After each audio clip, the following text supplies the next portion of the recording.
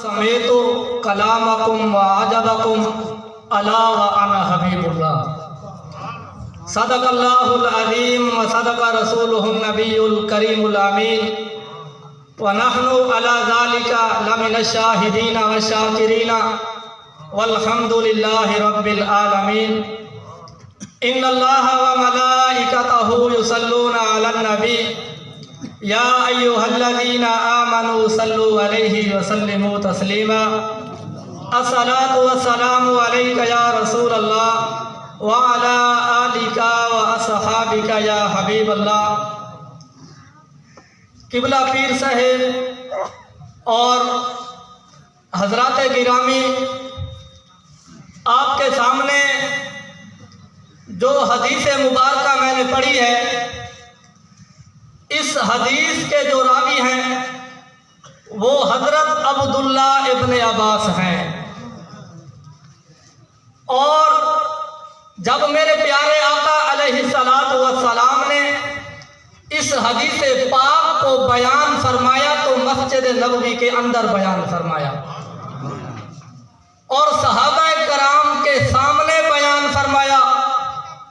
اور اس حدیث پاک کا جو پہلا حصہ ہے اس کے اندر صحابہ کرام نے انبیاء کی شان کو بیان فرمایا ہے، اور اس حدیث پاک کا جو دوسرا حصہ ہے اس حدیث پاک کے اندر میرے محبوب علیہ السلام نے خود اپنی شان صحابہ کرام کے سامنے مسجد نبوی کے اندر بیان فرمائی ہے۔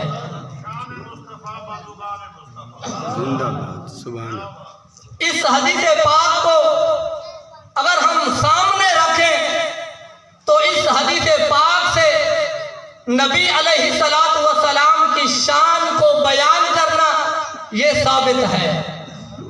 اور دوسری طرح اگر صحابہ کرام نے جس طرح انبیاء کی تعریف کی، انبیاء کی شان کو بیان کیا، تو پھر بھی صحابہ کرام سے نبی علیہ السلام کی شان کو بیان کرنا یہ بھی ثابت ہے۔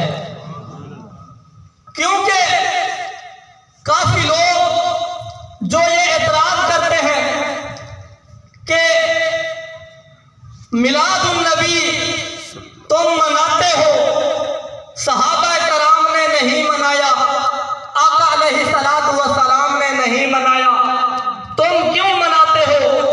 ان کے لیے ایک ہی جواب ہے کہ آقا علیہ السلام کے دور خلافت یعنی آپ کے حیات زمانہ کے اندر بھی لوگ طرح طرح کی بکواسیں کرتے تھے، اور آقا علیہ السلام پر بھی طرح طرح کی بکواسیں کرتے تھے، اور صحابہ کرام آقا علیہ السلام کی شان کو مسجد نبوی کے اندر بیان فرمایا، اور دیکھنے والے بھی منافق بھی تھے، ہندو بھی تھے، لیکن جن کو اللہ تبارک و تعالیٰ نے ہدایت دی ہے وہ صحابہ کہلاتے ہیں، اور جن کو اللہ تبارک و تعالیٰ نے ہدایت عطا نہیں فرمائی وہ ساری زندگی میرے محبوب علیہ السلام کی شان مبارک کے اندر گستاخیاں کرتے رہے، وہ اپنی زندگی میں ذلیل ہوتے رہے ہیں۔ اور یاد رکھ لینا، کل قیامت والے دن